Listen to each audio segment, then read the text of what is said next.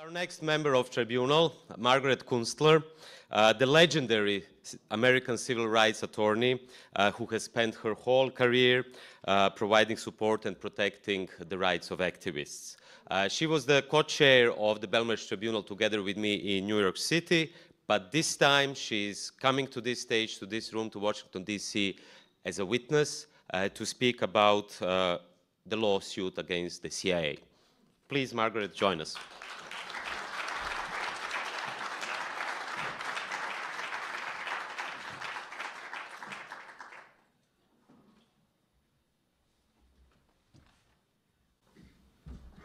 Well, I'm not only deeply involved in this lawsuit as a witness, but I am deeply involved in this lawsuit as a plaintiff. And there are many people who, perhaps who are not with us today, who would be very happy to hear that the name of the lawsuit was Kunstler against Pompeo.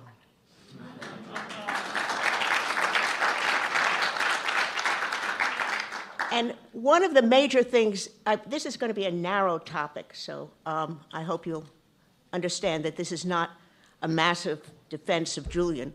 But this is a lawsuit that we hope will, in fact, be one of the major ingredients about why the United States cannot try Julian in this country. They cannot try Julian in this country because they've overdone their misconduct.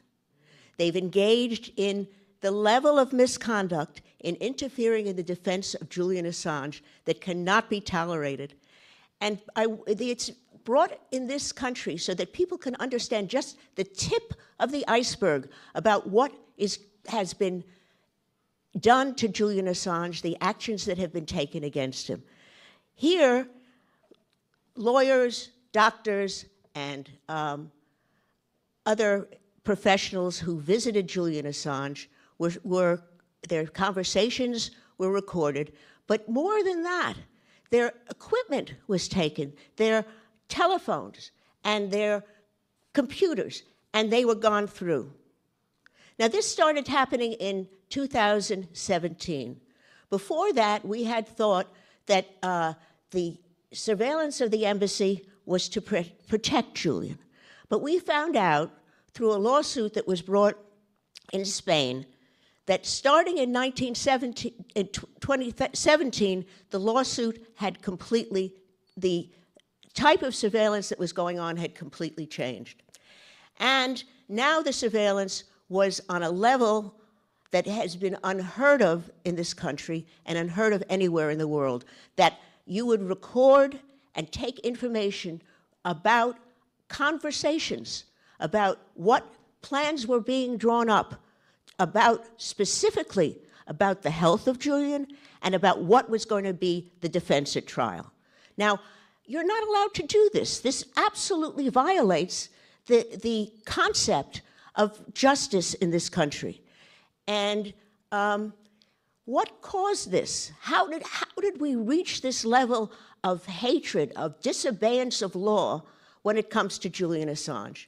Well, it's significant that it began in 2017 because that was the year that Pompeo came into authority. And Pompeo's very first speech was that he considered Julian and WikiLeaks a non-state hostile intelligence agency.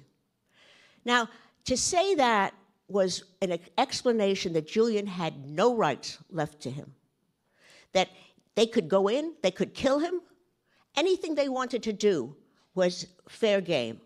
And that is something that is so astounding to our level of understanding of justice in this country that that was the cause of this lawsuit. He allowed what happened to happen. And his effect was so outrageous that he deserves to really suffer under this lawsuit, and I don't know that he's going to suffer enough. He was served in an embarrassing way, and he was very unhappy about how he was served. He was served publicly, and we got footage of him being served, and we were very thrilled about that. But this lawsuit is not only a lawsuit about how far that the government can go, but it also is an example of what they have carried out against Julian all along. The attitudes towards Julian, the use of the press to indict him illegally, all of the things that the searches that have been done of his lawyers, all of the actions that have been carried out against him, which were COINTELPRO actions that you'll hear about later on, that COINTELPRO was used against Julian. And he is considered an enemy and treated as an enemy in the most, where he has not committed any crime.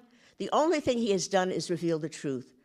And to have someone suffer and to treat someone so vilely for telling the truth is really astounding. And we hope that this lawsuit will reach out to people in this country and begin to explain to them what has been done to Julian Assange. And we hope that it will have an effect that a lawsuit cannot be brought, then Julian will not be extradited and he will not be tried in this country, and he will be freed because he should be.